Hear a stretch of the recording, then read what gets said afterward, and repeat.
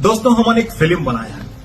Film के नाम हुआ है मोही डारे 2 जे रिलीज हुआ थे भैया 22 अगस्त। एक से 22 अगस्त हमारे पर बहुत ज्यादा खास, बहुत ज्यादा स्पेशल हो गया हुआ है। वैसे आप मन ला एक बात मैं बताना चाहता हूं कि अगर आप मन ला पारिवारिक ड्रामा पसंद है तो आप मन पर मोही डारे बहुत खास फिल्म बनने वाला है। और अगर आप मन ला कॉमेडी पसंद है तब वो आप मन पर मोही डारे 2 बहुत ही स्पेशल फिल्म बनने वाली है। और अगर कहूं आप मन ला एक्शन पसंद है तब वो ये मान के चलो कि मोही डारे 2 आप मन पर एक बहुत खास फिल्म बनने वाली है। हाँ दोस्तों, हमन बहुत ज्यादा दिल से, मेहनत से और पूरा ईमानदारी से अपन फिल्म मोही डारे 2 ला बनाए हैं। और मैं ये चाहता हूं, आप मन से निवेदन करता हूं कि पूरा छत्तीसगढ़ वासी मन ये फिल्म ला अपन पूरे परिवार के साथ में देखा, अपन मया, अपन दुलार, अपन आशीर्वाद ला देवा, सुरता राखे रही हो।